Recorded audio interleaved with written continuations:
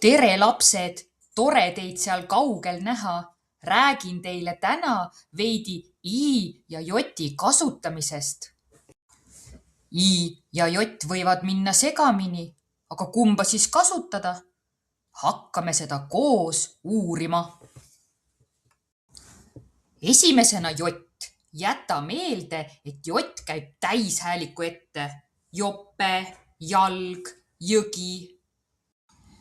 Jott käib alati sõna või silbi algusesse, mitte kunagi sõna lõppu.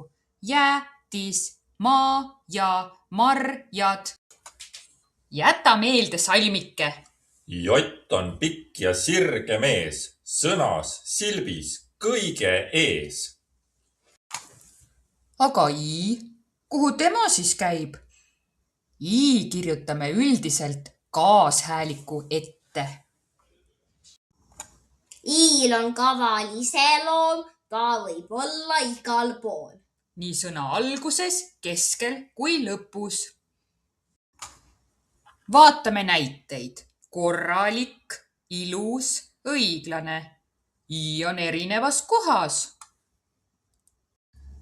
Kui kahtled, siis I ja Joti õige asukoha aitab leida silpitamine.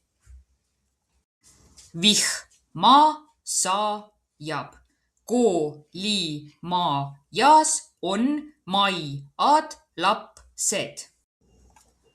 Olgu, ma hakkan nüüd koju sättima.